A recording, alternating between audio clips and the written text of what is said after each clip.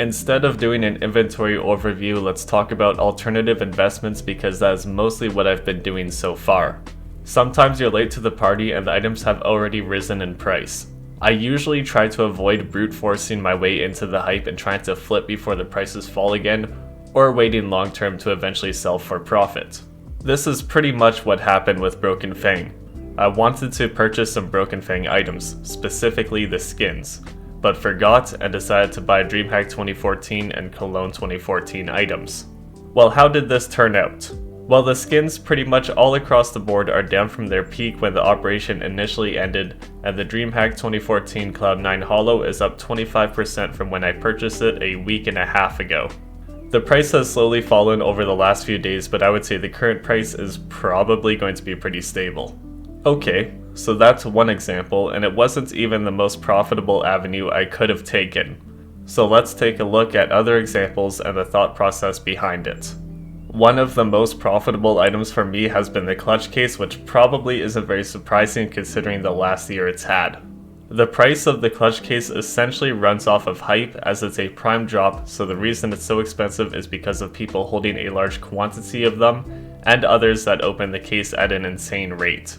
A month ago, an absolute Chad went through the CSGO Float database and gave an estimate on how many cases have been opened within a month. Easily topping that list is the clutch case, if you are still confused how the case could maintain its current price. But it doesn't always hold. When the operation released back in December, it dropped to the lowest price it has been since June 2020. While everyone was going in on operation items, new opportunities have opened up, and that is what I purchased. I then sold 4 months later, tripling my initial investment and beating out every operation item at the time.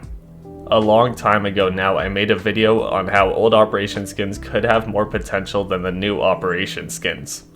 9 months ago to be exact. So this was referencing the Shadowweb collections, not the Broken Fang collections. At the time, YouTube videos and community discussion were focused on the Shadowweb items, and I felt like those items could be outperformed. What I wanted to purchase then, and what I was looking at purchasing earlier this year, was the Op Medusa.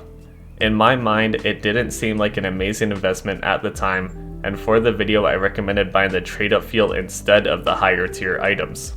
If we compare the Op Medusa to the Op Prince, this is how it would look. Both the factory new Prince and Medusa are basically the same price on buff, and unless you bought early in the operation, the Prince was about the same price as the Medusa at the time. Gamble didn't pay off. But what about actually buying the trade-up feel? Choosing the Meg 7 Counter Terrorist just because it was one of the investment challenge items, this skin is up 80% in 9 months. And for almost all of the Shattered Web collections, it was outperformed by 10 to 20% in a shorter time period. Even though it was still profitable and the return isn't terrible, it did not pay off to buy up the older items instead of the newer items. There are other skins from the old collections that have done better than the Meg 7, but you can't always pick the perfect item. Looking at something like the Sunset Storm, I don't know what happened here, but they're all gone. And if someone is willing to buy at the current prices, you're looking at 4, 5, 6 times profit. And in that case, I was correct in buying older operation items, but I would consider this an anomaly. So those are just some quick examples of what I've done recently and a video I've made in the past. Moving towards the current day, the spark for this video basically comes from the Broken Fang case. I made 12 videos that either had the entire video or a portion of the video dedicated to the Broken Fang case.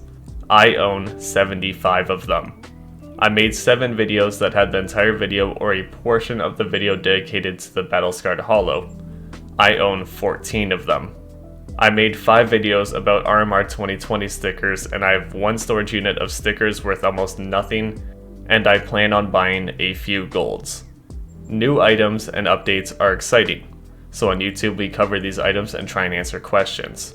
Making a video about Broken Fang and going, you know what, I think I can do better, some of these items are pretty weak, is received poorly, I've tried it. Everyone loves hearing potential. It has the potential to double, it has the potential to triple, it has the potential to go to the moon. Not to say that new items are garbage and should be ignored. Absolutely not. Just look at the Battlescarred Holo and the Operation skins. They are doing just fine. I just ask that you keep other opportunities in mind. When a new operation comes out, when a new case or capsule comes out, go on YouTube, see what people think, and listen to the upsides and the downsides. But don't forget to look at the market reaction. When a new item is released, an older item gains potential.